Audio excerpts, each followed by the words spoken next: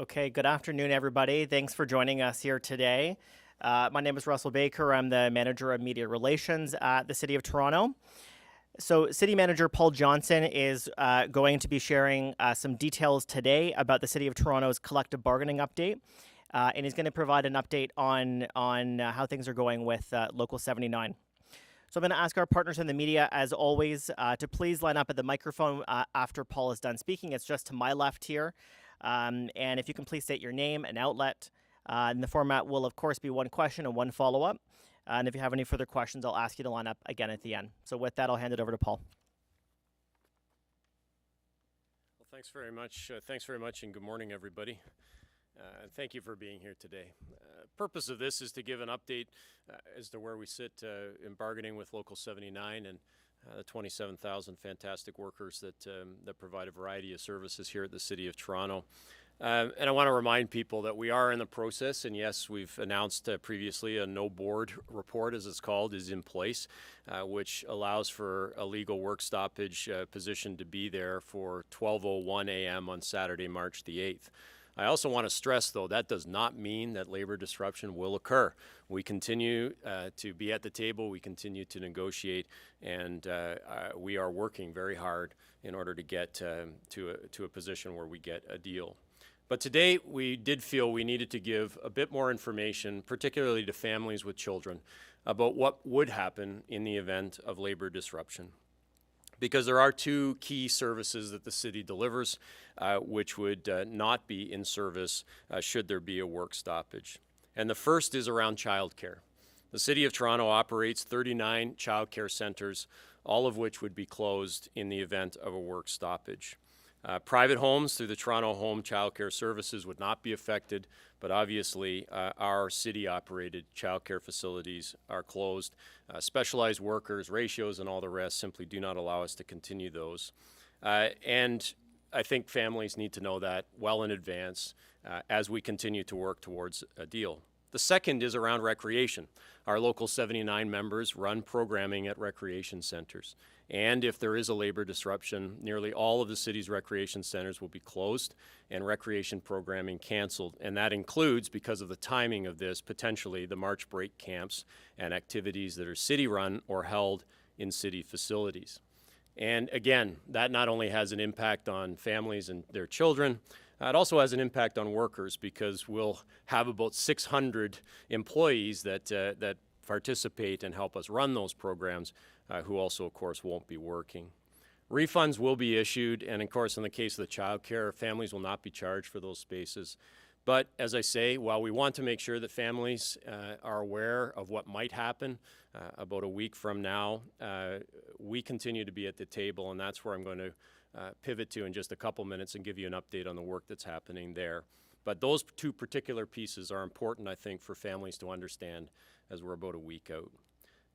It's also, been asked, and as I get around in the community, people say, well, are there other key services that won't operate? And the answer to that is no. The really important, and particularly the health and safety services of the City of Toronto, will continue uninterrupted. Emergency services are not impacted by any work stoppage. You can, if you need to, contact 911 and you will be provided the service that you need, whether that's Toronto Police, fire services, or paramedic services.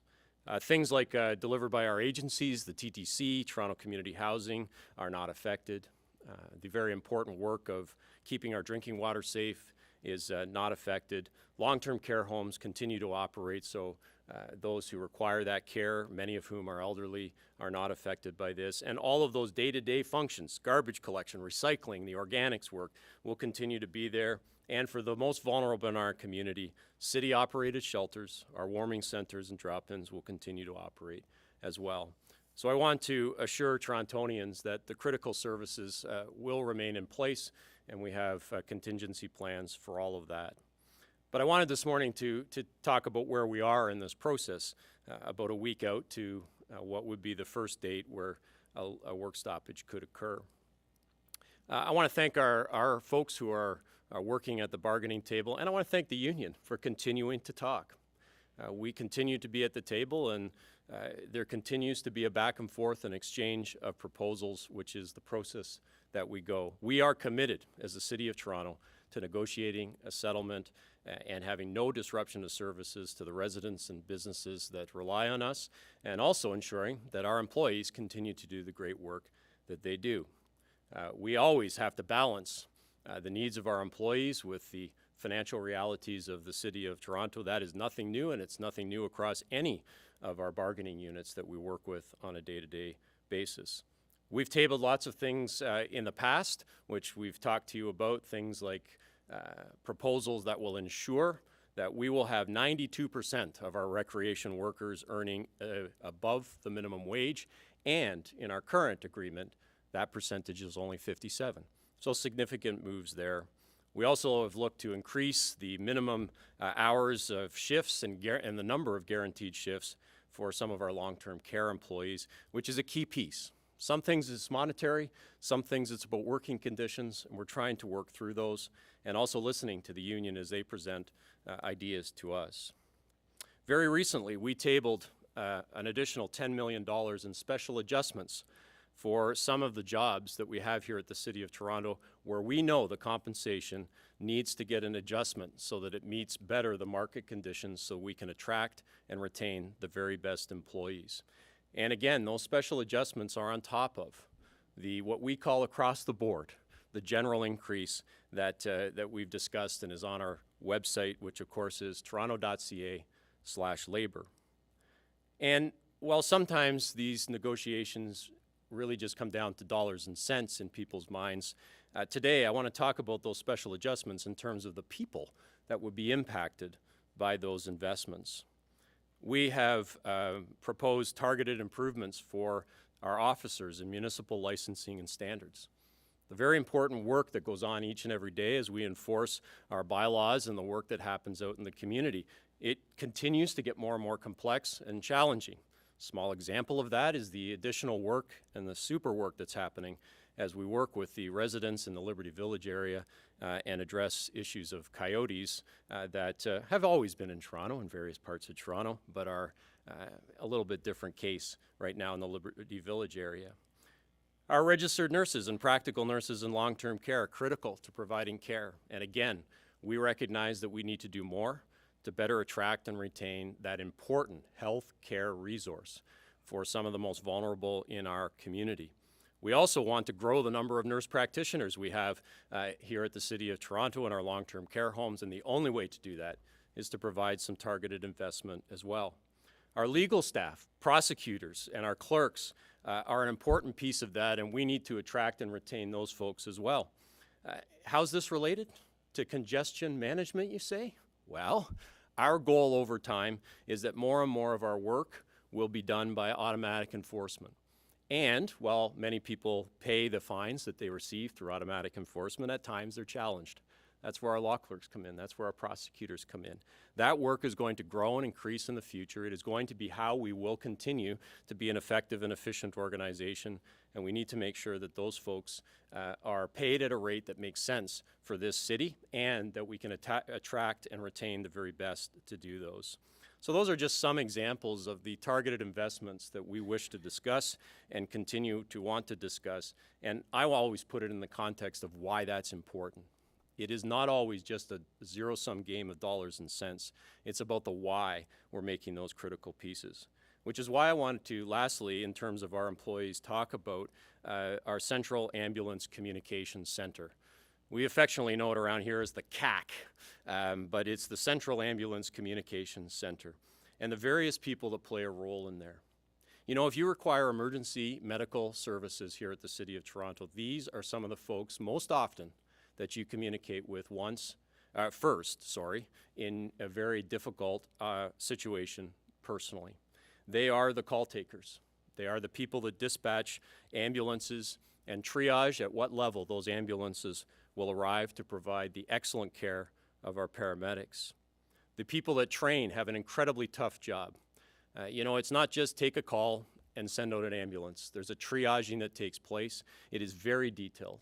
It is very professionally run, and it is a matter of life and death.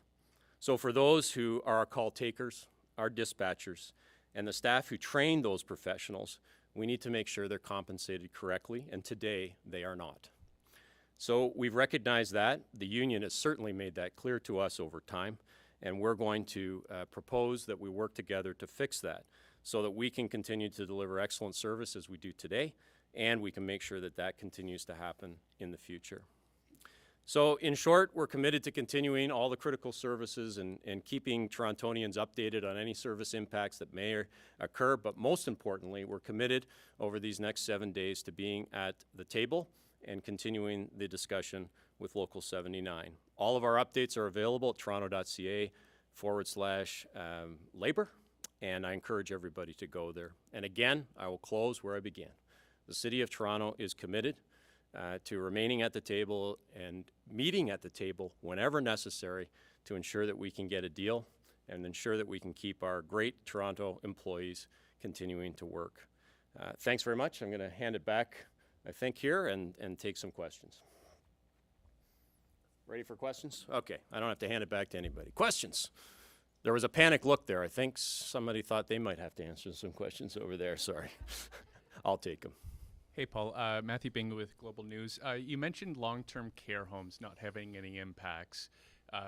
CUPE is planning on holding an information picket outside one of those long-term care homes today, presumably to talk about some of the impacts that could happen there. Can you just explain how it's possible that there could be, employees that are affected in a labor disruption, but no impacts in those locations?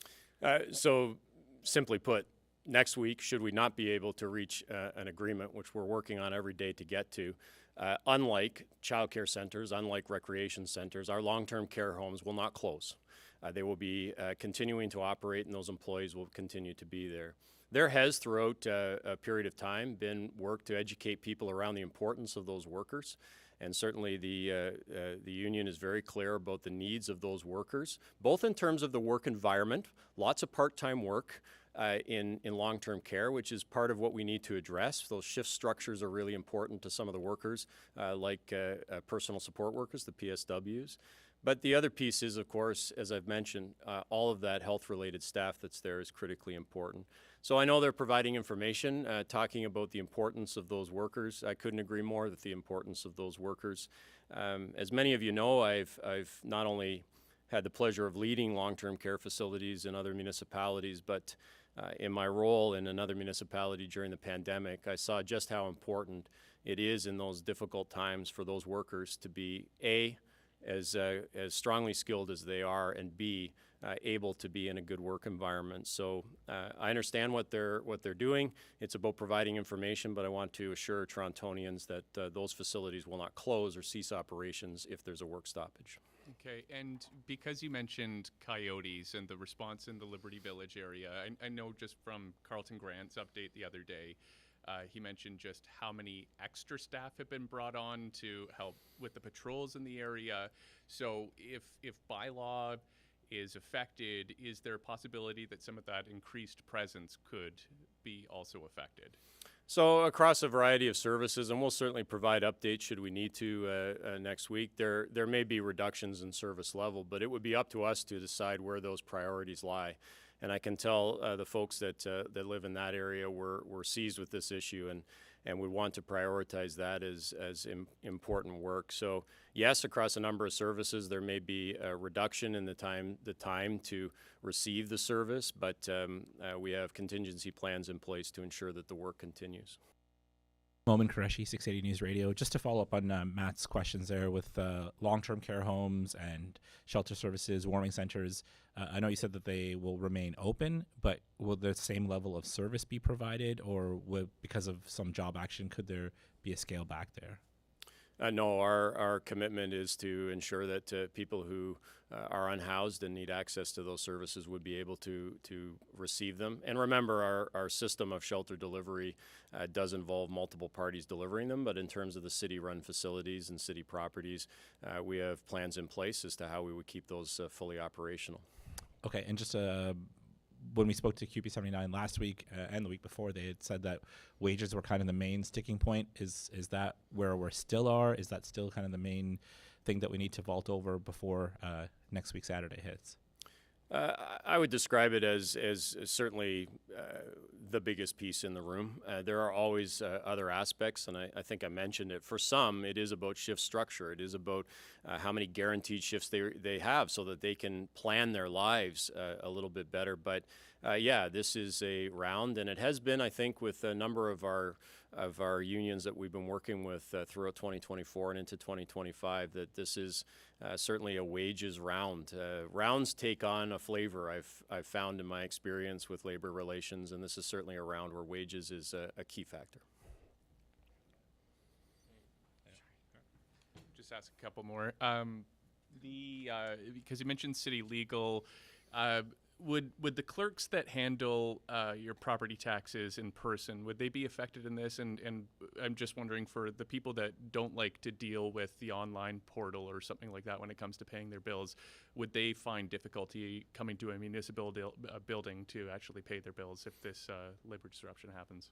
So if we get to that point, we have plans in place to allow people to continue to use the methods that they prefer in order to work with us. There would be an effect on it in terms of its availability and perhaps its timing. But we'll get into more detail next week as we get closer to Friday and Saturday if we need to. But no, people would have options in order to do the things that they need to do with the City of Toronto. It just might look a little different. It might be in a little different place, and the timing might be a little different than they're used to. And if you could just take us through, just obviously that we'll be monitoring it as closely as I'm sure a lot of people are. But when it comes to the schedule for meeting, are you willing to work right up to that deadline? So we're available 7 days a week, 24 hours a day. We try and give Sean and his team a little bit of time to sleep here and there. But the short answer is we're available every day. Right now, the union has said to us they wish to come back on Monday, and they did provide us with a fairly substantial proposal on, I think, either early this morning or very late last night. So we're looking at that. But they've asked that we restart on Monday. However, we're available at any time. If the call through either the conciliator or directly to us is, hey, can we get together over the weekend and have some conversations, happy to do that. And the sides have committed to recognizing that every day next week is going to be important to be available. And my expectation from our team is that they're available every day to be there, and just encourage the parties to continue to work on it. And sorry, just lastly, because it's a two-way street with a no board report, are you considering at all locking out these workers? We're committed to getting a deal in place, and so all of our energies right now is continuing to go back and forth with the union to make that happen. Paul, I just wonder if you could characterize the negotiations right now in terms of distance. Are you guys, do you feel like you can get a deal in the next few days? Are you close enough that it's just kind of a few things that you have to hammer out, or are we still kind of far apart? There's some distance between us, there's no question about it, but we also are 7 days away, and so, having been around these things long enough, sometimes they move faster or slower, but the good news is we continue to talk, and we continue to provide each other with opportunities to go back and consider the proposal. So that's the good news in this, and the pressure will really be on both sides next week to spend the time that they need at the table to go back and forth and find a way that we can get to the common ground. There's a ton of common ground in terms of what we're trying to accomplish here. As always, there's a difference of opinion about the investment that's required to get there, or the changes in terms of the non-monetary pieces that will get us a deal. But, we've got work to do. There's no question about it. But that's why I'm glad I'm talking to you this Friday and not next Friday. We've got time. The March 8th date certainly doesn't seem to be coincidental, as it's the first kind of Saturday of March break. Does that put any kind of more pressure on the situation? Because a lot of, as you said yourself, parents and families are kind of, that's a pivotal date for them in terms of programs and childcare and stuff like that. It is, and that's why we're really focused on the work in the next week. I think we've got a lot of employees that we're counting on some extra hours and some wages over that period of time, and we've got a ton of families and children that we're counting on those programs. So, but don't forget, recreation programming is more than what happens in March break too. So there's some significant challenges that we need to overcome, and we're working at it to get there. Okay. Thanks, everybody. Thanks, Paul. Thanks, everyone.